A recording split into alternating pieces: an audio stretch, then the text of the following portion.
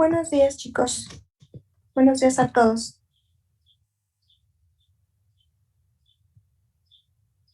¿Cómo están? Buenos días. Bien. Buenos días a todos. Qué bueno, me da muchísimo gusto que se encuentren bien. Vamos a continuar con las dos presentaciones de los dos restantes equipos. Eh, Se encuentra el equipo de Jetly, de Andrés. Sí. Ok. ¿Podemos continuar con ustedes? Sí. Ok, voy a compartir pantalla.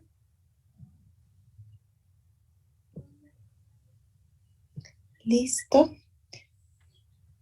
Bien.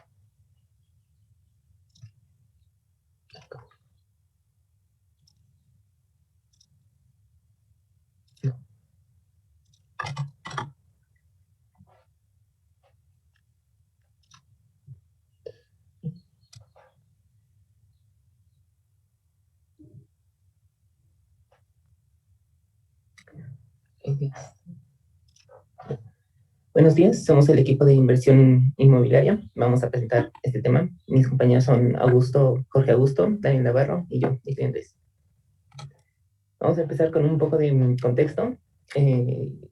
Vamos a empezar sencillo, ¿qué es una inversión? Aquí tenemos que es una actividad que consiste en dedicar recursos con el objetivo de obtener beneficios. Después, ¿qué son las bienes raíces? Son bienes inmuebles como edificios, terrenos, casas y cualquier derivado de estos que están ligados a la tierra, que están en un terreno. ¿Y qué es la inversión en bienes raíces? Aunque sea un tema muy extenso, se puede definir simplemente que consiste en comprar un inmueble con el objetivo de obtener ganancias a futuro, ya sea vendiéndolos o rentando. ¿Y por qué invertir en bienes raíces? Como decía la maestra, que se considera como la reina de las inversiones.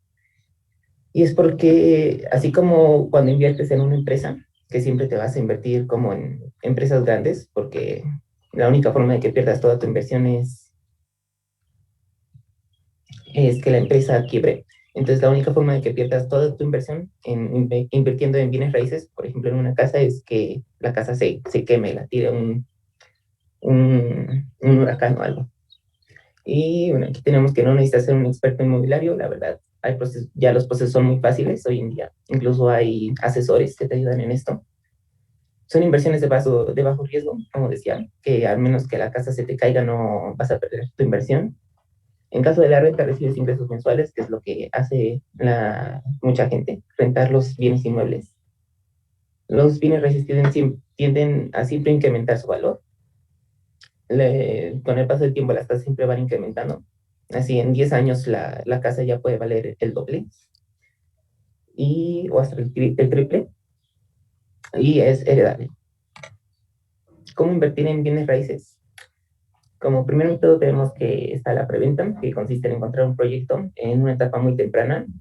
Mm, Estos hay como compañías que te venden así, aunque estén como todavía a 5 o 10 años de terminarse la construcción, ya te van vendiendo a un precio muy bajo.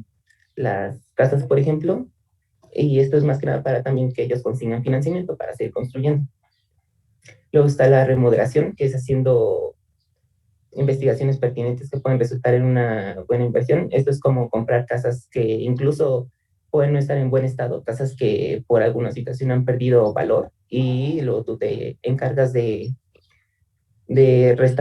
restaurarlas y ya puedes venderla a un mayor precio.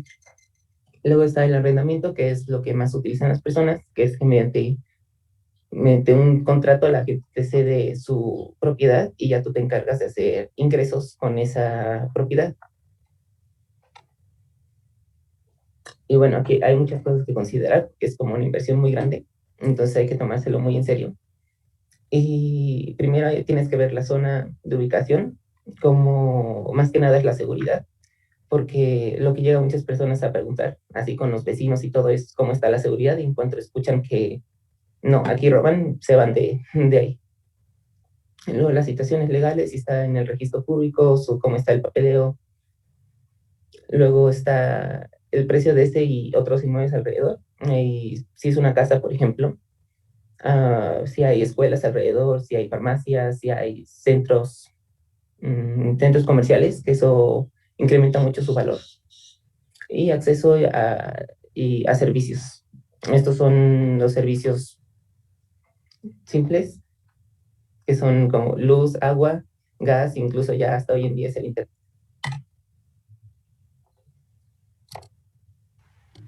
Bueno, ahora yo les hablaré sobre las instituciones o servicios que te pueden ayudar si tú quisieras invertir en unas bienes raíces.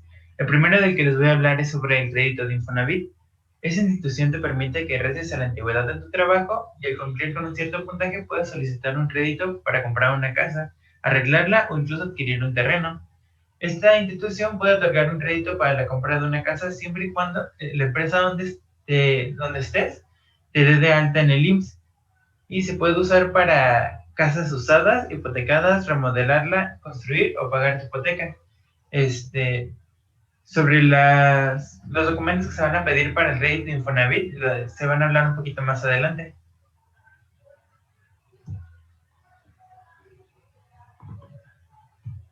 Ahora les voy a hablar sobre lo que es la plataforma abierta. Estos empezaron como listados en periódicos o lo que vendrían siendo directorios, hasta el final convertirse en una plataforma de matchmaking o marketplace para uno o más sectores. Estos se enfocan en el volumen y en una promesa, la cual sería encuentra cualquier tipo de espacio en cualquier lugar. Lo que hace esta plataforma es un tipo Tinder para casas, pero ya que lo que haces es que tienes información de tus propiedades, la cual vas a emparejar a alguien que quiera comprar una propiedad o algún terreno con esas especificaciones iguales o parecidas a las que estás vendiendo o rentando.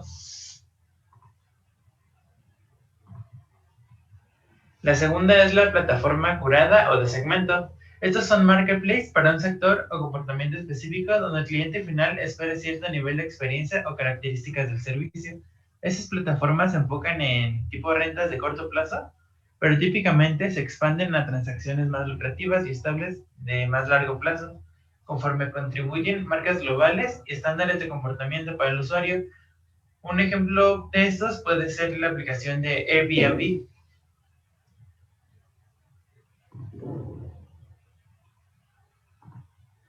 Los agentes inmobiliarios son intermediarios que ofrecen un servicio personalizado por la transacción.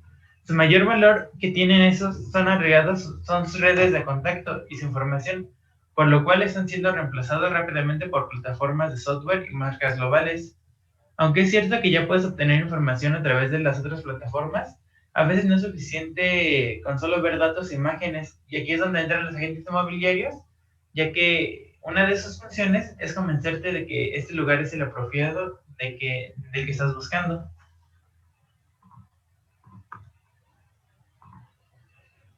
Y por último les hablaré de las franquicias. Esas son empresas que ofrecen marca, mejores prácticas y marketing a operadores independientes para formar parte de una organización global. Ajustan a un patrón o un tipo común de espacios, servicios y hospitalidad, enfocándose mayoritariamente en la experiencia del usuario final. Una de las empresas que podría dar como ejemplo aquí sería Impact Hub, ya que ellos brindan los servicios y la infraestructura adecuada como los espacios y la consultoría.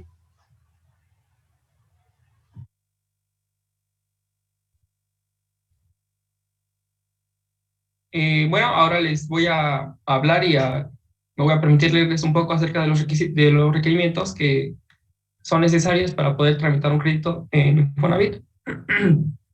Bueno, primero tenemos lo que es una solicitud de inscripción de crédito, que este es un documento que lo puedes encontrar en la misma página del Infonavit, donde, bueno, es una solicitud que más que nada te pide tus datos personales, como por ejemplo tu número de ingresos, te pide tu CURP, tu nombre, tu actual dirección en caso de que tengas alguna, Y bueno, como tal son muchos datos personales que pues son necesarios para todo el trámite. Posteriormente tenemos lo que es el avalúo de la vivienda, y también tenemos lo que es el acta de nacimiento, que se lleva la original y se lleva la copia. También tenemos la identificación oficial o pasaporte vigentes, igual en original o copia. Y también se solicita el estado de cuenta bancario del vendedor con clave. Esto es, bueno, la clave más que nada del quien te está vendiendo la casa que piensas comprar, justamente para que se pueda hacer el pago de la casa. Y bueno, otros requerimientos que te pide aparte el Infonavit es que seas derechohabiente y que tengas una relación laboral, justamente para que puedas demostrar que estás recibiendo ingresos y que vas a ser capaz de poder pagar esta hipoteca. Y bueno, también otro de los requerimientos es contar con puntos Infonavit, que son algunos puntos que vas juntando y que se guardan en una cuenta que tú tienes en Infonavit. Bueno, y respecto a la cantidad de préstamos que otorga, es de hasta 1.904.389 pesos. Este monto va a depender justamente de la capacidad de pago que tengas, o sea, más o menos de los ingresos que recibas por tu trabajo. Bueno, otra institución que brinda créditos hipotecarios es Foviste. Esta parte de sus requerimientos es que tener como mínimo 18 meses de cotización al Foviste. También tienes que ser un trabajador del Estado y bueno, esto tiene que ser en estado activo, y además de que tienes que tener una edad mayor o igual a 25 años y menor a 70 años. También te solicitan que no te encuentres en algún proceso de retiro voluntario y de probar de que justamente pues, estás trabajando en el Estado y que puedes ser acreditario de esta hipoteca porque pues le estás sirviendo al Estado, ¿no?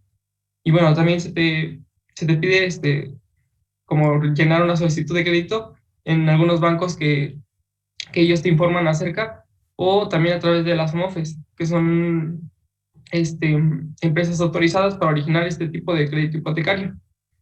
Aquí también el monto de préstamo varía, va a depender igual de la capacidad de pago del trabajador. Esta va desde los 100,000 pesos hasta los 4,800,000.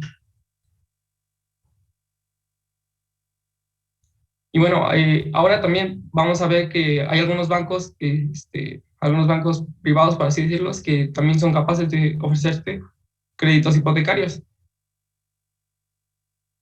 Tenemos como primer lugar a Santander, que entre sus paquetes que ofrece puede ser de adquisición de vivienda, uno llamado Supercasa y la hipoteca Santander Red Salud. Santander ofrece créditos con valores que van desde los 200,000 a los 250,000 pesos, con enganches que van del 10 al 30%.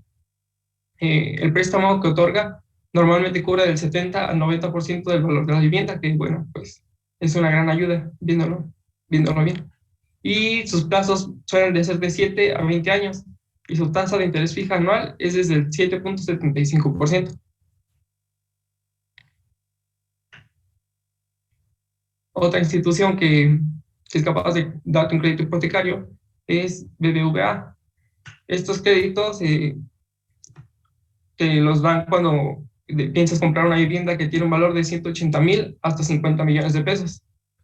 Los préstamos que ofrecen igual cubren del 40 al 90% del valor de la vivienda, con enganches desde el 10%.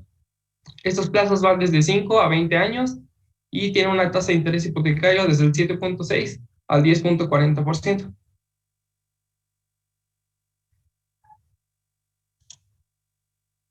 Bueno, por último tenemos a HSBC, que también ofrece diferentes tipos de créditos hipotecarios para poder comprar tu vivienda e incluso transferir tu hipoteca.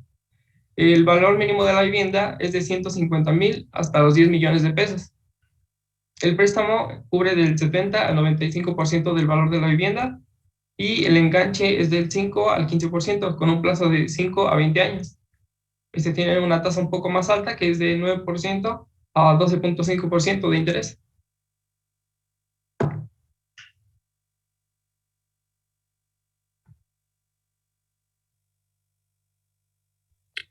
Ahora vamos a hablar de la crisis inmobiliaria del 2018-2008.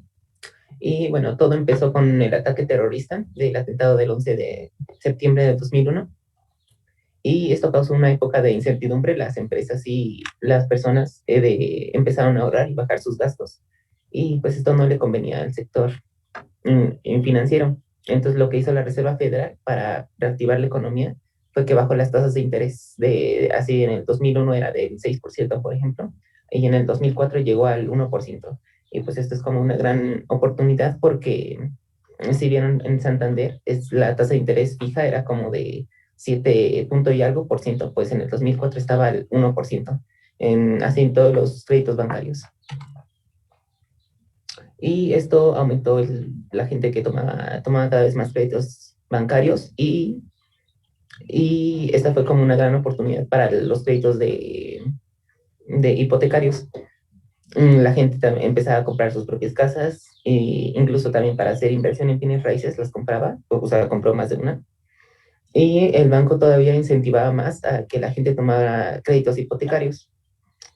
Lo que hacía era que si había gente, incluso asesores inmobiliarios, inversionistas que te daban tu hipoteca, lo que hacían era que a ellos les decían que todas las hipotecas que tuvieran, que recién hubieran dado, se las compraban, o sea, se las pagaban de contado, incluso con el interés que iban a recibir, y el banco se quedaba con las hipotecas, y esto le convenía mucho a los inversionistas, porque pues no, o sea, solo por haber logrado conseguir la hipoteca, iban a conseguir todo el dinero de la hipoteca.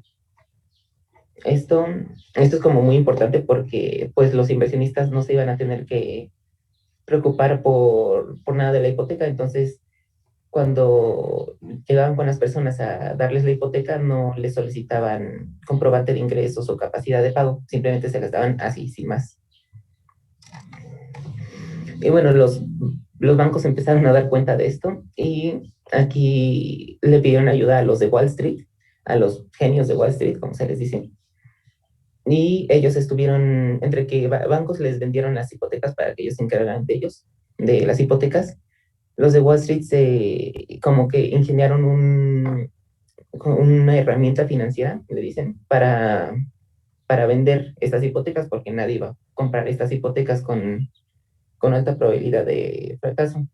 Entonces, crearon los CDOs, que son paquetes que juntaban las hipotecas se les daban una calificación, como digamos del 1 al 10, para ver qué tanta probabilidad es de que sí se paguen completamente. Y entonces mezclaban hipotecas con la más alta probabilidad, con las de más baja probabilidad y así, y también con las de mediana, para que cuando llegaran instituciones que regulaban esto, como que vieran como la calificación del paquete y dijeran, no, si son como, incluso les daban la calificación AAA, que es la más alta. Y bueno, esto se le llaman los paquetes CDOs y el problema fueron las hipotecas subprime, que son como las hipotecas que fueron adquiridas por personas con incluso casi nula capacidad de pago. Y estas hipotecas fueron vendidas con tasa variable, que esto es un punto muy importante. Y bueno, aquí interviene Wall Street, que Wall Street se estaba dando cuenta de lo que iba a pasar. No se sabían lo que estaban haciendo.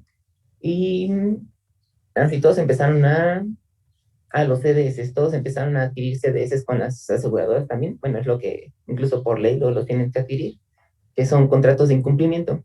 O sea, si eres un inversionista y compras una hipoteca y también consigues un contrato de incumplimiento con las aseguradoras, es que si no recibes tu dinero de la hipoteca, o sea, si el que adquirió la hipoteca no está pagando, la aseguradora te paga. O sea, mientras tanto, tú estás pagando a la aseguradora, pero si no, la aseguradora te paga. Y así no pierdes dinero. Y los de Wall Street hicieron también un CDS con las aseguradoras, pero ahora los de Wall Street sí le pagaban a la aseguradora mientras todos pagaran su hipoteca. Y si no pagaban su hipoteca, ahora la aseguradora le tenía que pagar a los de Wall Street.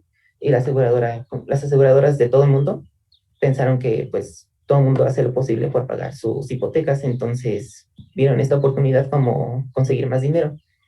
Y bueno, estos CDOs se le vendieron así a gobiernos, fondos de financiamiento, a inversionistas de todo el mundo. Y con el tiempo el consumo sobrepasó la oferta, entonces, de los créditos. Entonces hubo una inflación y esto hizo que la tasa de interés subiera. Y pues esto fue un golpe durísimo a todo el mundo porque pues la tasa fue subiendo. O sea, si luego ya ni podían pagar con la tasa de interés del 1%, empezó a subir hasta, pues se puso otra vez normal, como hasta el 6%. Mucha gente empezó a dejar de pagar sus hipotecas y esto afectaba directamente a los CDOs porque mientras todas las personas que del paquete del CDO pagaran a tiempo, los propietarios del CDO iban a recibir su dinero y pues mientras faltaran poquitos, pues no recibían su inversión de regreso.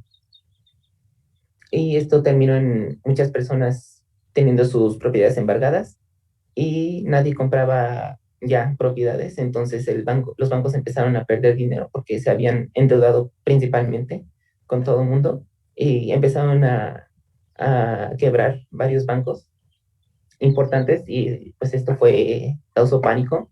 Ahí explotó la burbuja inmobiliaria. Todo el mundo alrededor del mundo empezó a perder dinero, empezó a quebrar y los de Wall Street empezaron a recibir cada vez más dinero de las aseguradoras por el contrato del CDS. Entonces las aseguradoras le estaban pagando a las personas que perdían dinero por los CDOs y le estaban pagando a Wall Street porque los CDOs estaban bajando de precio. Y luego lo que hizo Wall Street se dio cuenta que pronto las aseguradoras iban a quebrar. Entonces lo que hizo vendió esos contratos de incumplimiento de los CDS a otras personas, ¿no? Así diciéndoles, pues mira, está pasando esto, las aseguradoras te van a pagar. Y, y pues vendieron esos contratos antes de que fueran obsoletos. Y, y pues también las personas que compraron esos contratos terminaron perdiendo dinero. Entonces, y pues eso fue lo que causó la crisis inmobiliaria alrededor del mundo. Y pues los únicos beneficiados en cada paso de esta crisis fueron los de Wall Street. Por eso fue como muy celebrado que perdieran dinero ahora con este caso de GameStop. Bueno, aquí están nuestras referencias. Gracias por su atención.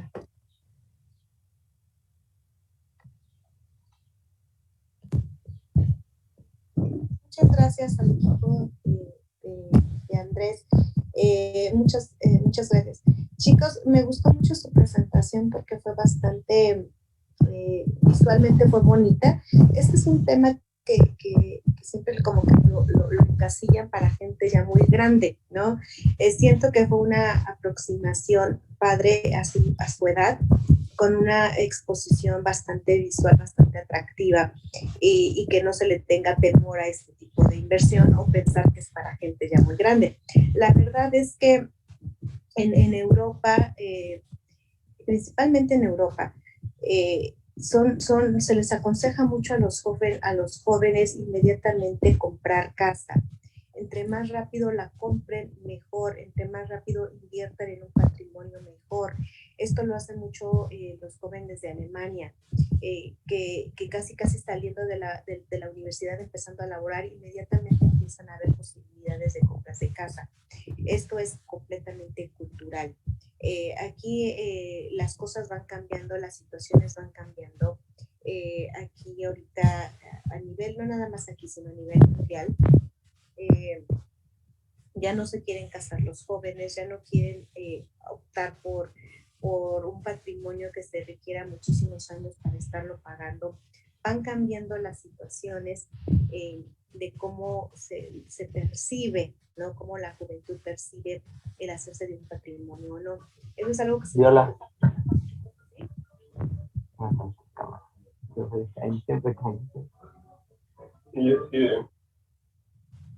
Perdón. Sí. ¿Alguien quiere comentar algo, no? No, todo bien.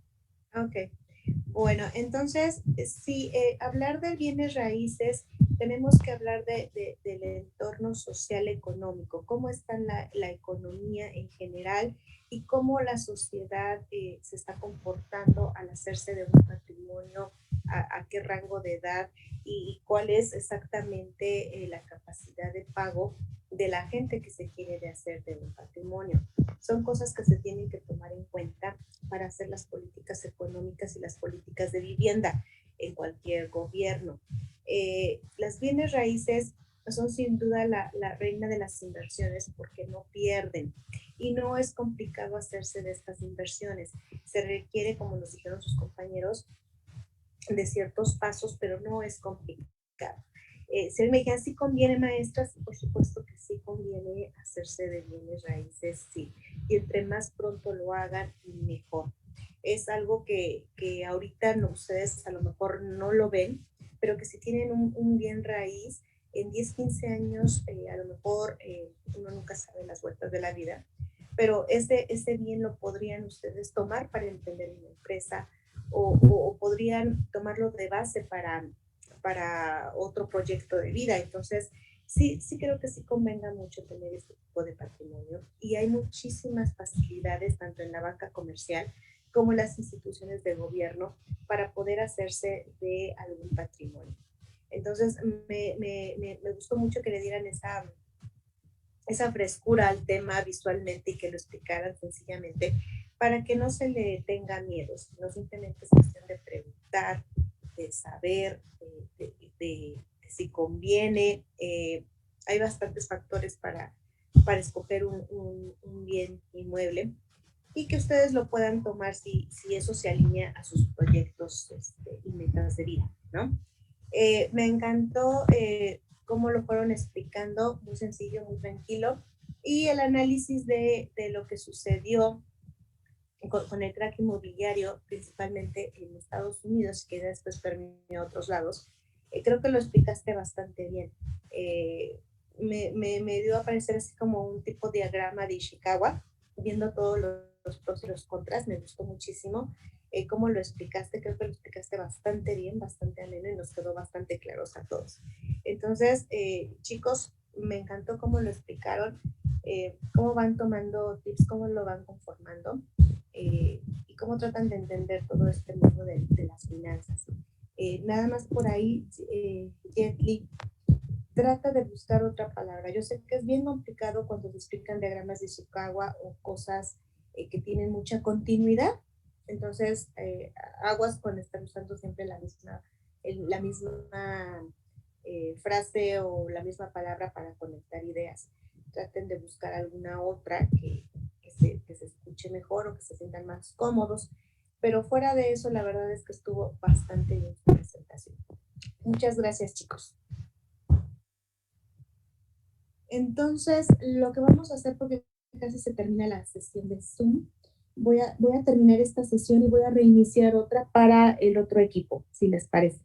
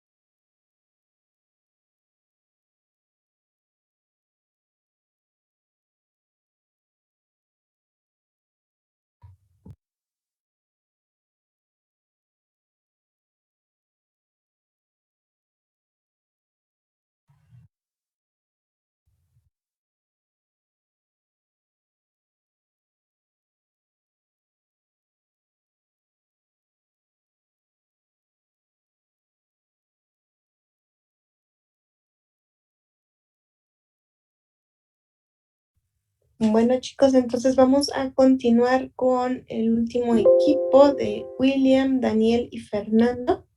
¿Sí están por ahí, chicos? Sí, aquí estamos. Ok, voy a dar compartir.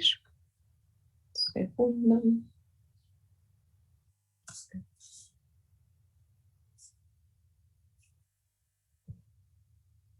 Listo.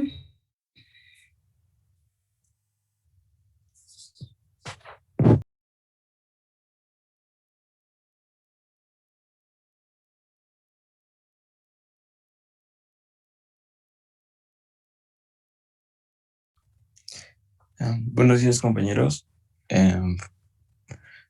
Somos el último equipo en pasar. Nuestro equipo está conformado por Rodríguez Mejía Fernando, Rodríguez Pérez William y Trejo Sanabria Daniel. La siguiente exposición nos brindará información del análisis que hicimos como equipo para poder observar la economía de distintos países. En este caso se hablará del análisis sobre México, Estados Unidos y China. Para iniciar, queremos hablarles del concepto de la economía. Pues bien, la economía es la ciencia social que estudia cómo las familias, empresas y gobiernos organizan los recursos disponibles, que suelen ser escasos, para satisfacer las necesidades y así tener un mayor bienestar. Es fundamental porque la economía es el cimiento de la sociedad. Sin ella, las personas no sabrían cómo administrar sus ingresos y gastos, y además no podrían satisfacer sus necesidades de una manera eficaz. Por otra parte, un dato que también es muy importante es que la economía permite el desarrollo de los países, ya que esta nos permite saber qué producir, cómo producir y para quién producir, y con base en ello tener más ganancias y un mayor desarrollo.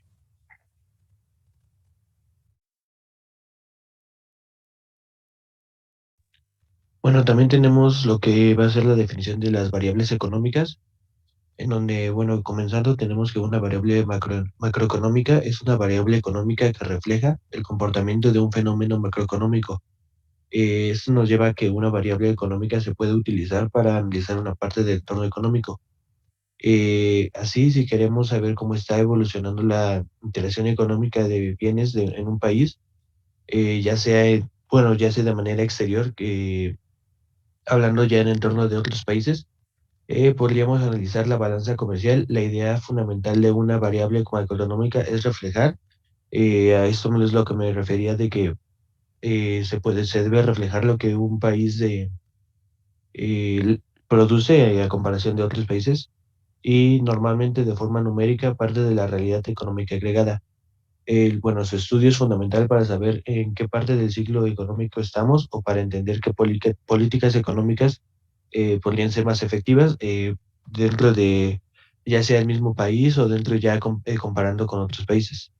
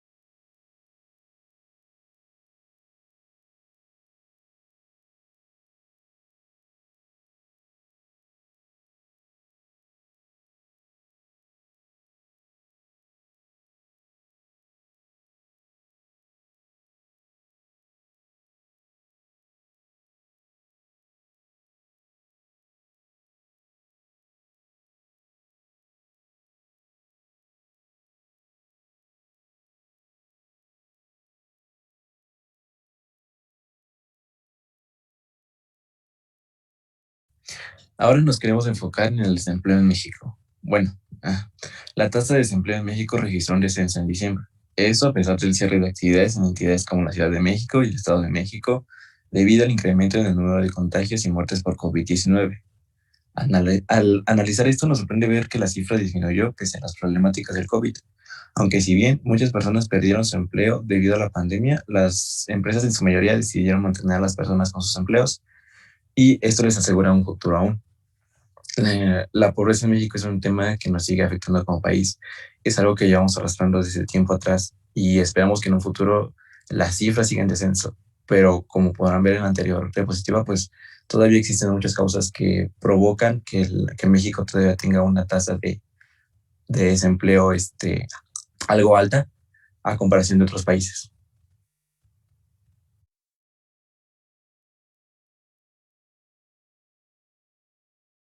Bueno, ahora con el desempleo en Estados Unidos tenemos esa gráfica.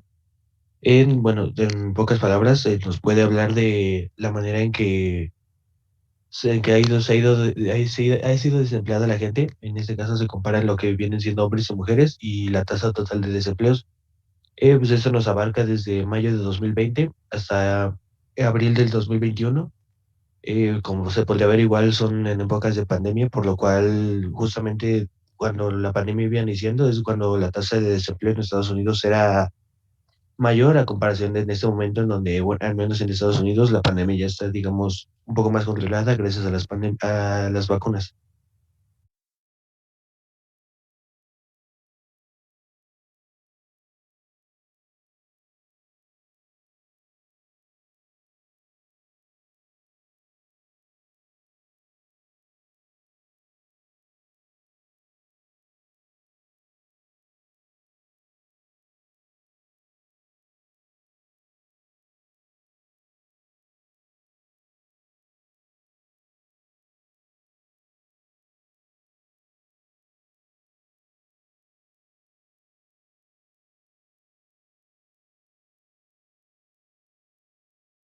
Ahora hablaremos de las estadísticas. Las estadísticas marcadas que se están mostrando a continuación nos marcan el porcentaje de inflación en los países que analizamos, siendo así el mayor porcentaje en México y el de menor porcentaje el de China.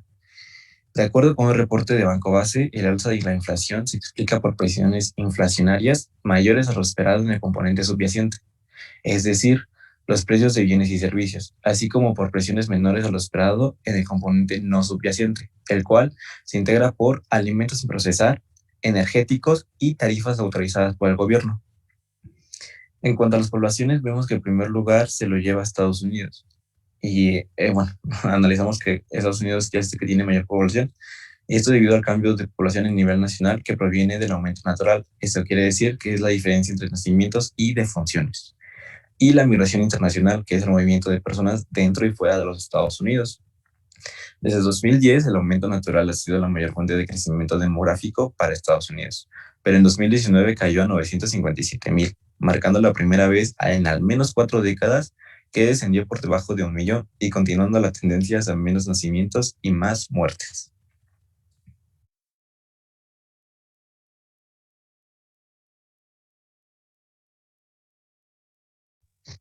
Luego, hablando del Producto Interno Bruto anual de cada país, pues podemos extraer de que Estados Unidos tiene un total de 18.330.065 millones. Esta cifra estuvo medida en euros, ya que, bueno, de la página donde sacamos la información, todo se manejaba en euros. Bueno, tenemos igual que Estados Unidos es el país que más PIB produce, mientras que México es el país que menos produce. Ya en medio tenemos a China con 12.901.904 millones de euros, mientras que México únicamente cuenta con 943.009 millones de euros de PIB anual.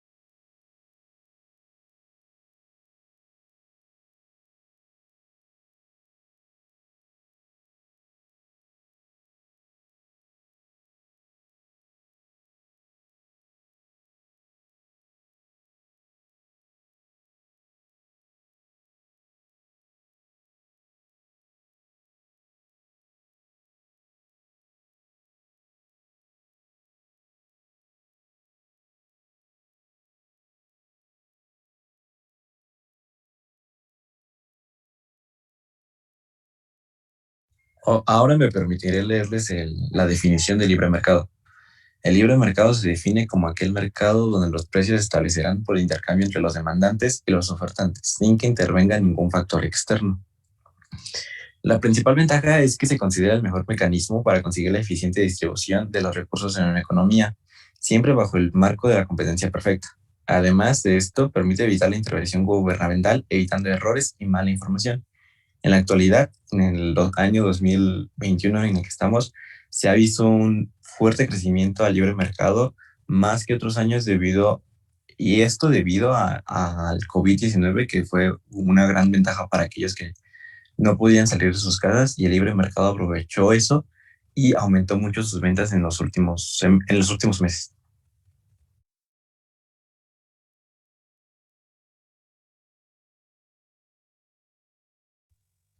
Bueno, ahora como características del libre mercado, tenemos como número uno que en este mercado no existe un límite para los precios que pueden establecer los ofertantes, sino que podrían vender al precio que quieran y los demandantes comprar de la misma forma.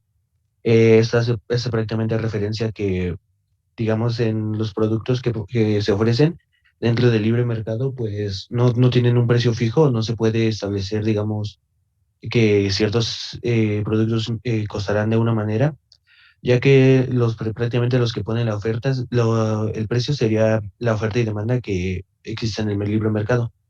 Como segundo punto, tenemos que la forma de conseguir el precio de equilibrio en este mercado será mediante la ley de oferta y la demanda, que es lo que le explicaba ahorita, así consiguiendo un precio de equilibrio en el punto en que se cortan dichas curvas. Pues es un poco más de lo mismo, en donde mientras más oferta haya, más bien mientras más demanda haya, más oferta va a haber, y con esto los productos se van a establecer sus propios precios. Y ya como último punto, sería que para que exista este tipo de mercado no puede influir ninguna variable externa ni el gobierno.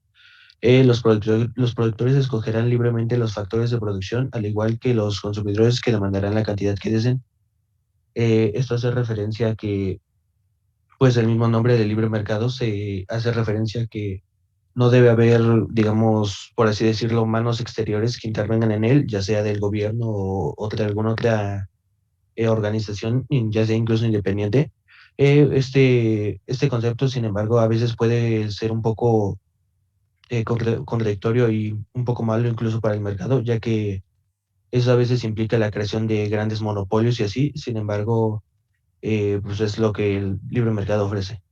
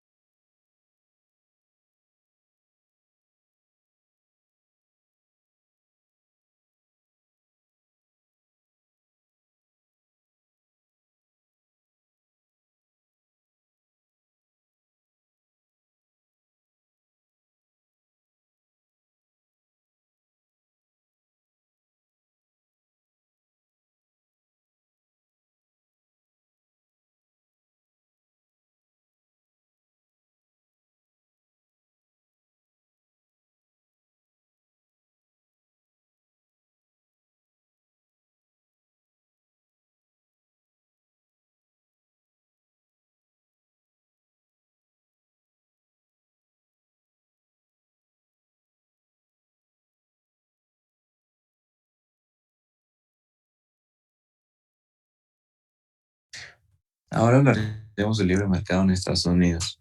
Y si bien Estados Unidos ha hecho gala durante décadas de ser el jefe global del libre mercado, sin embargo, en el terreno práctico ha caído innumerables veces en fórmulas abiertamente proteccionistas y mercantilistas. Estados Unidos está pasando por una posición en la cual está en la primera fila a lo que se refiere al libre mercado, con demostrables beneficios para los ciudadanos en general, a pasar a una situación en la que se ha quedado rezagado en no pocos sectores. Esto lo podemos justificar debido a la alta demanda que ha sufrido el mundo durante los últimos meses, el último año, debido a todo esto de la situación de la pandemia, pues ha afectado a los distintos sectores económicos de cada uno de los países, y el libre mercado, como bien lo había mencionado, ha aumentado considerablemente, y esto provoca mucha demanda para todos los sectores, y Estados Unidos, por su parte, ha quedado un poco atrás a comparación de ahorita la Unión Europea, que es la que está sacando adelante el libre mercado con la mayor competencia y con la mayor tasa de utilidad. Entonces, Flippo expone un ejemplo claro. Un neoyorquino, por ejemplo, se puede considerar afortunado si tiene opción a poder elegir entre dos proveedores de Internet diferentes. No sé si le puedes dar. Sí.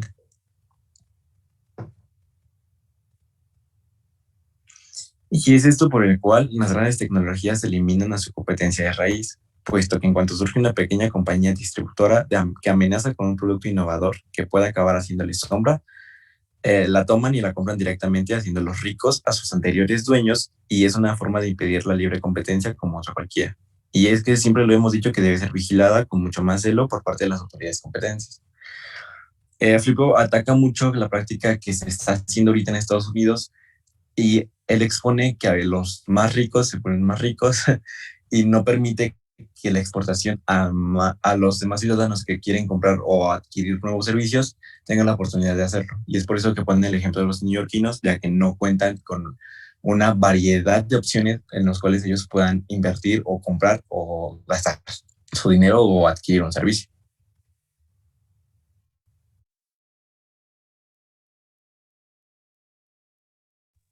Ahora en el libre mercado de China, tenemos que la zona de libre comercio más grande del mundo es una realidad. Tras la firma de la Asociación Económica Integral Regional, la RCEP, no existe a día de hoy un mercado tan diverso que abarque mayor población. Bueno, esto sería unos 2.800 millones de personas y presente un potencial de desarrollo semejante. Bueno, ahora en esta zona del mundo, el que viene siendo el sureste de Asia y lo que viene siendo Oceanía, que se conforma por China, Japón, Corea del Sur, Australia, Nueva Zelanda y las 10 naciones del sudeste asiático, han pasado a formar parte de un mercado común que concentra en un tercio de la economía global. Pues esto hace referencia a todo el mercado que se mueve en esa zona del mundo, como digo, conformada por estos países. Y bueno, la firma del acuerdo retransmitida de streaming el pasado domingo responde, según los 15 países que lo suscribieron, a las necesidades actuales de la economía digital, que bueno, esto que respeta los derechos de propiedad intelectual en cualquier ámbito y desarrolla con especial detalle los capítulos del comercio electrónico. Y bueno, el 90% de los productos y servicios que se comercializarán en esa inmensa zona geográfica estarán libres de aranceles.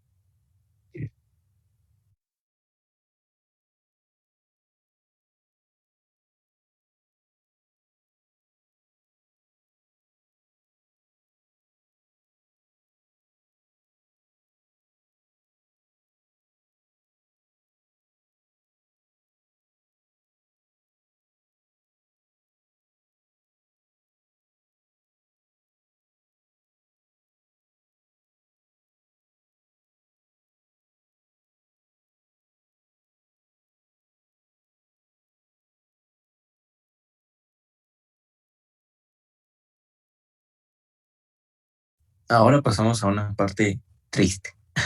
Como podrán observar en la tabla, se hizo un análisis de las personas que cuentan con un hogar y las personas con las que no tienen uno.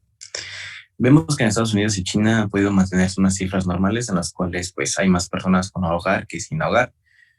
Pero si nos ponemos a analizar a México, pues, observamos que ahora es al revés. Hay una fuerte cantidad de personas que no cuentan con una vivienda digna. Esto debe ser una alerta para México, pues debemos entender que la economía no solo se trata de favorecer a solo algunos, sino que podemos ser justos y apoyar a quien lo necesita.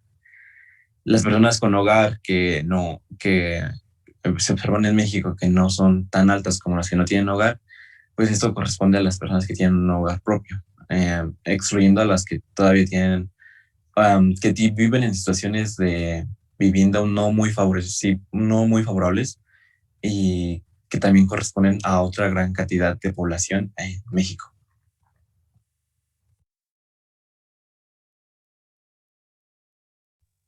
Luego, hablando sobre el tema del COVID-19, tenemos en las siguientes estadísticas, en donde, bueno, en México tenemos esa cantidad de confirmados a la fecha de hoy, y una variable de los contagios que se pueden ir agregando diariamente. En cuanto a muertos, igual es lo mismo. la variable igual que en los que se pueden aumentar, y ahí está la gente que ha sido completamente vacunada, lo cual representa apenas el 7.42% de toda la población mexicana. En Estados Unidos es de la misma manera, tenemos los confirmados, los muertos, y en cuanto a las personas completamente vacunadas, tenemos que en Estados Unidos representan el 35.82% de su población, y mientras que en China es igual los confirmados, los muertos, mientras que en completamente vacunados tenemos que prácticamente el 100% de la población china ya está vacunada del COVID.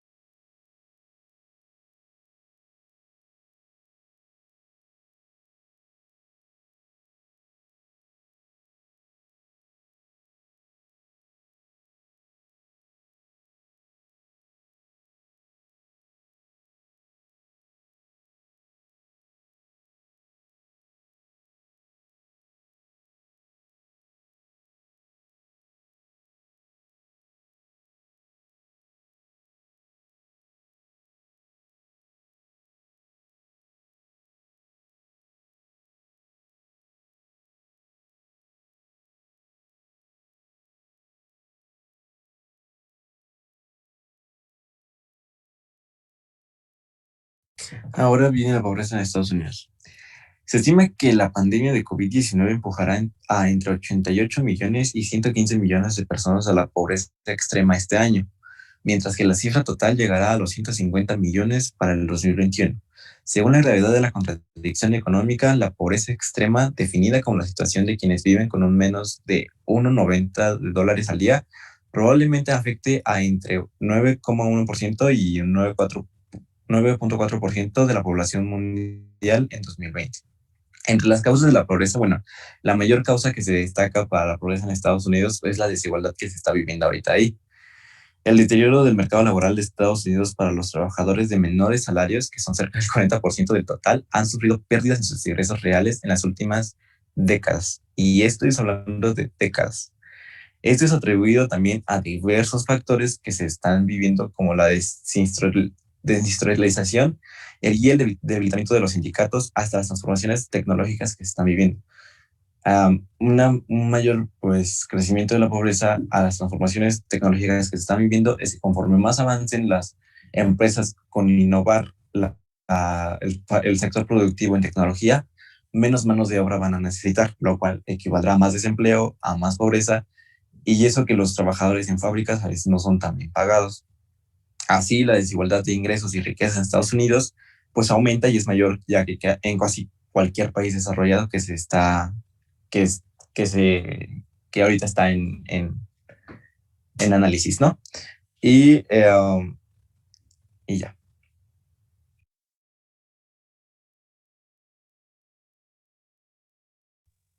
Ahora pasando a la pobreza en China, tenemos que China debe haber sacado de la extrema pobreza desde que lanzó sus reformas económicas en el 1970 a 800 millones de personas. Bueno, pues bien, ya en 2020 China dio por alcanzada la meta y notificó a a la humanidad de haber erradicado completamente la pobreza extrema. Bueno, esto significa que el gobierno considera es aquella que padecen las familias que viven con un ingreso inferior a los 2,3 dólares por día y por persona. Esto se trata de un piso algo superior al que establece el Banco Mundial, que considera que 1,90 dólares por día y por persona marcan la diferencia entre los pobres y los extremadamente pobres. Bueno, estos datos principalmente fueron dados como se dice, por el gobierno chino, en donde prácticamente la pobreza extrema en China ya ha sido erradicada, aunque pues eso tiene mucho que ver en cambio de que en el caso de que la mayor parte de la población de China se encuentra ubicada en el sureste del país, mientras que prácticamente en toda la zona centro y la zona del oeste del país prácticamente se encuentra deshabitada, no hay prácticamente ciudades de gran población en estas partes del país, por lo que erradicar la pobreza extrema, ya sea aunque sea mucha población, solamente en una zona geográfica del país, hizo que el gobierno chino lo pudiera erradicar con mayor facilidad.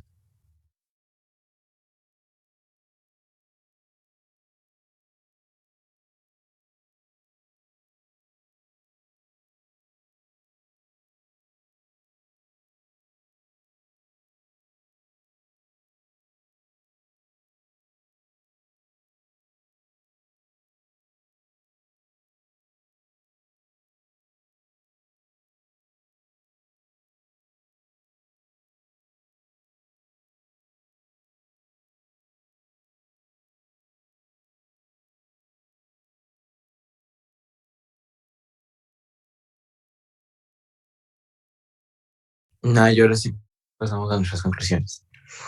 En las conclusiones podemos decir que la buena marcha de la economía de un país se traduce en prosperidad para sus ciudadanos. Los datos económicos son mucho más que frías cifras, así como simples estadísticas. Por ello, indicadores como el Producto Interno Bruto, los niveles de inflación y la tasa de desempleo reflejan la importancia del estudio de la economía, pues son un fiel espejo de la marcha en conjunto de la sociedad. También podemos decir, en conclusión, que aunque vimos y analizamos tres países, podemos observar que a México le hace falta mucho en qué trabajar. Todavía tenemos un largo camino si queremos erradicar o disminuir en su totalidad la pobreza. Es algo que ha arrastrado a décadas y a siglos antes, desde que la pobreza en México pues es una realidad. Y entonces también pudimos observar que Estados Unidos, a pesar de ser una potencia, también cuenta con mucho, mucha mala calidad de vida para algunas personas que a su vez conforman un gran sector de la población total de Estados Unidos. Entonces, hay diferencias abismales en cuanto a cómo se administra cada economía. Sin embargo, hay que destacar que, pues, como se pinta a veces que, por ejemplo, una potencia como Estados Unidos, tampoco es como que tengan una excelente calidad de vida para todos.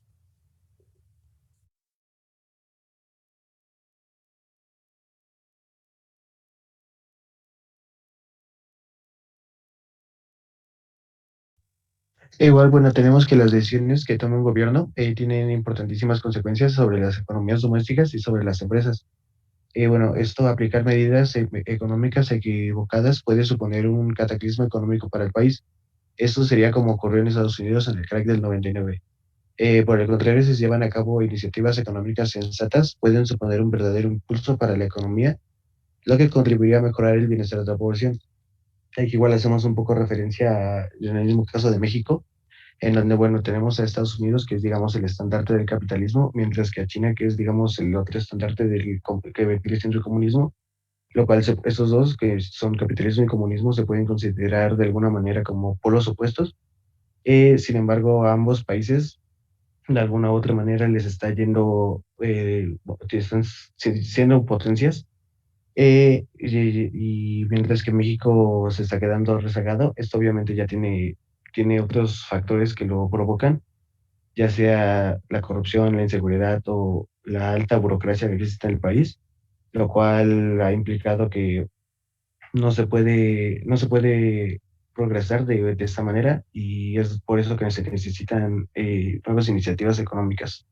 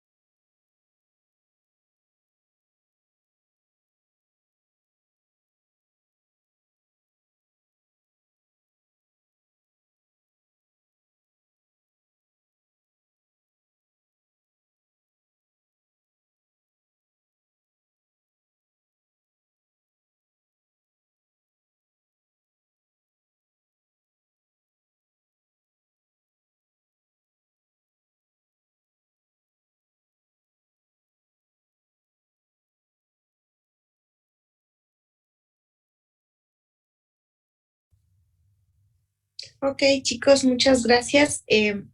Me gustó mucho que abordaran un tema económico. La verdad es que la economía siempre te va a brindar las bases y el contexto para poder hacer cualquier análisis. Y estoy hablando a nivel empresarial, a nivel personal. Yo creo que si uno se acostumbrara a hacer estos comparativos de manera así como lo hicieron ustedes, nos puede dar una perspectiva más grande de dónde estamos parados y qué podríamos utilizar para llevar a cabo nuestros objetivos. Yo inmediatamente, cuando estaban exponiendo, me imaginé una persona que quiere realmente vivir en el extranjero, debería de hacer este tipo de cosas, estudiar en el extranjero, trabajar en el extranjero, debería de hacer una lista con los países a donde pretende ir y analizar ofertas, qué factibilidad hay de estudiar en un lado, en el otro, cuánto está la moneda, qué hay desempleo, si hay racismo, vaya, ponerse a ver y a comparar entre los tres países para poder tomar una mejor opción de a dónde quiero ir a estudiar, por ejemplo. Si alguien quiere poner una empresa de diferente giro, pues de igual manera tendría que hacer un tipo de estudio similar. Yo pienso que es algo muy bueno el comparar. Es algo que a veces el mexicano no hace culturalmente porque no nos gusta comparar, culturalmente no nos gusta compararnos, pero pienso que es algo es una herramienta muy buena para cualquier área, la economía, para las tecnologías, la informática, para la administración, incluso en lo personal.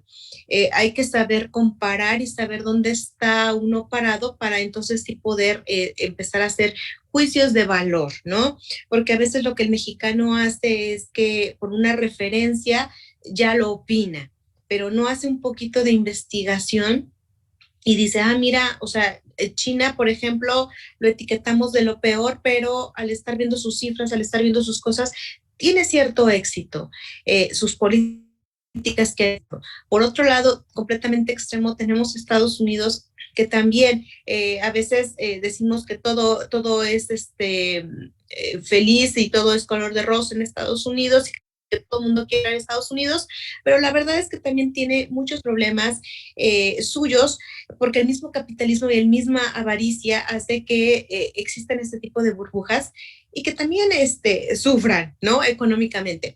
Entonces, y tiene también problemas que tiene que solucionar. Yo creo que hasta que no vemos en perspectiva estas cosas, podemos emitir juicios de mayor valor y tener una perspectiva mejor. Me gustó que lo abordaran. La economía siempre va a ser requerida por ustedes. Si ustedes llegan a una empresa y les dicen, van a hacer un proyecto, ¿en qué momento, en qué año? Tienen que saber.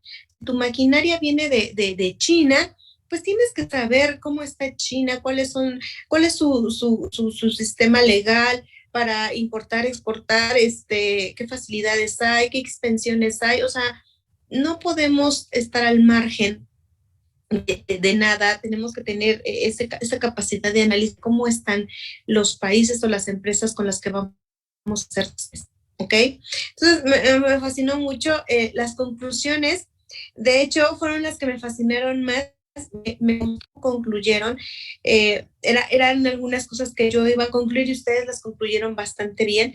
Me parece que sí se involucraron y nos dieron datos muy interesantes que nos va a dar una perspectiva mejor de dónde estamos parados. Y eso es bastante bueno porque indica a todos cómo tenemos que hacer las cosas cuando comparamos. Es muy sano comparar y en lo que es la administración, la contabilidad y en cualquier área, es muy bueno hacer este tipo de comparativos. Entonces llevaron muy bien su presentación. Les agradezco mucho, también me agradó muchísimo. Y con esto concluimos, chicos, las presentaciones. La próxima clase vamos a empezar con las presentaciones de su proyecto de vida e inversión, que se les dieron las pautas desde el inicio de ese tercer parcial, para que lo hicieran de manera muy consciente. chicos, ¿cómo vamos a hacer esto? Yo sé que habrá personas, como dije en un inicio, que no quieran compartir y que digan, es que eso sí es algo muy personal, porque mi idea era que realmente lo hicieran y que les sirviera a ustedes. Yo sé que habrá personas que no les guste compartir, habrá personas que dicen, sí, yo quiero compartir, yo quiero retroalimentación, está bien. Por esto mismo que les digo, hay que comparar, hay que checar, porque esto es un universo y todos tenemos metas diferentes y formas de abordarlo. Y si lo compartimos es muy enriquecedor. Pero bueno, yo lo entiendo. ¿Qué vamos a hacer? Los equipos como están conformados, de cada equipo van a escoger dos personas que presenten, ¿ok? Dos personas que digan, sí, yo sí quiero presentar, yo sí trabajé. Claro, si del equipo me dicen los 3 o los 4 pasamos, completamente de acuerdo. Pero si hay alguien que de cada equipo se quiere reservar, mínimo tiene que pasar una persona de cada equipo, ¿ok? Una persona de cada equipo, ya ustedes lo hablarán, se pueden comunicar y decir, oye, pues somos los 3 del equipo, ¿quién va a pasar? O pasamos los 3, pero sí quiero que sea algo que ustedes decidan. Yo nada más voy a pedir como mínimo una persona por equipo, ¿ok? Una persona por equipo que comparta su plan de vida e inversión. Y ya dependerá de ustedes, cuando yo pregunte, a lo mejor me dicen, no, de mi equipo pasamos todos, excelente, no tengo ningún problema. Vamos a iniciar con esas, pues no son presentaciones en sí, pero es compartir este proyecto de vida e inversión a partir de la próxima clase, ¿ok? ¿Dudas, chicos? No, ¿No? ninguno. Perfecto. Acuérdense, la presentación nada más la sube. Sí, Las indicaciones están en Classroom, ¿verdad? Del proyecto de vida. sí, por favor, sí, para que por ahí las vean. De la presentación ya me la subieron, era 1 con 1 bastaba y califico su proyecto de vida e inversión, eso sí, me lo suben todos, cada uno de ustedes, y lo van a presentar, pues quien guste, por lo menos uno por equipo o todos, como gusten. Sí, Víctor, dime. ¿Vamos a pasar en el mismo orden o vamos a ir en otro orden? Bueno, en la próxima clase, como ustedes quieran. Ahora sí que van pasando como van queriendo. ¿Ok? Muy bien. Sí, sí, sí. Bueno, chicos, entonces, si no